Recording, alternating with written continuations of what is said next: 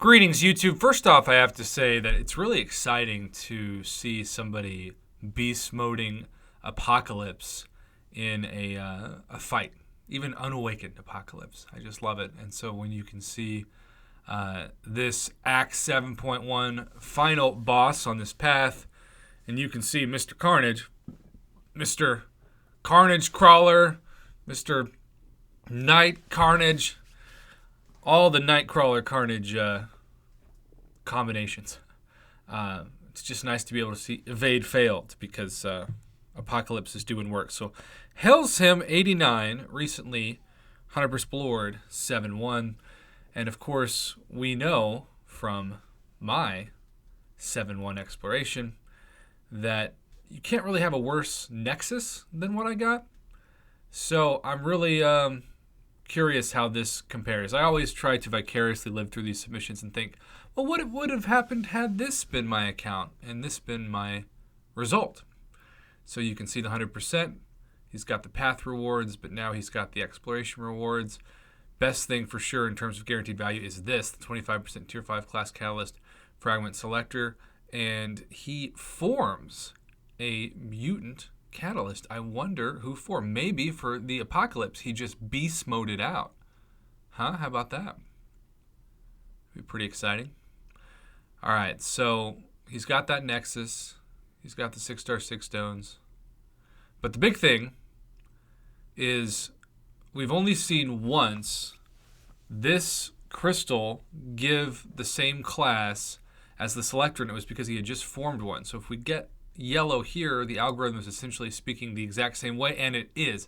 This is such great data. It's not good for him because typically the algorithm is going to give you what you don't need. And so if you just formed a mutant, you aren't anywhere close to forming another one, and so it knows it's no threat to you because you didn't purchase this, right? You simply used what might have been purchased units to explore some gameplay. All right, here we go. Here's the big thing. All right, let's see how this stacks up to Juggernaut, Michael Keaton, and the Champion. And, so OG Spider-Man, average at best, really deserves a buff. Awakening Nebula, that's a fine pull. I mean, there are certainly worse pulls. I like Nebula. She's underrated at this point, especially with the Proxima Midnight Synergy.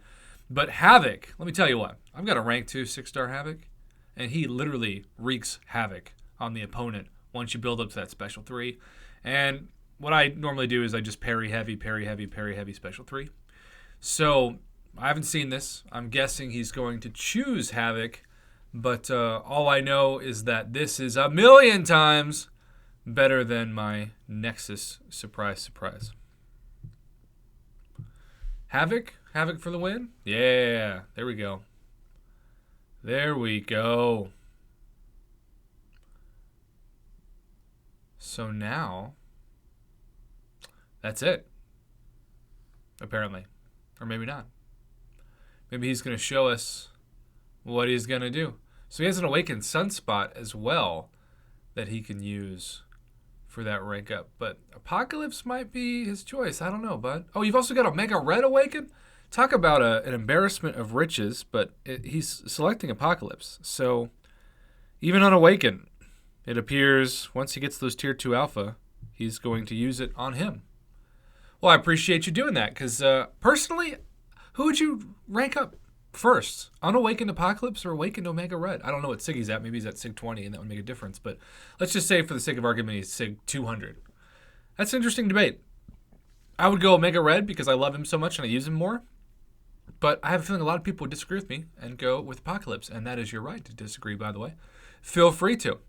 All right, YouTube. Well, there you have it.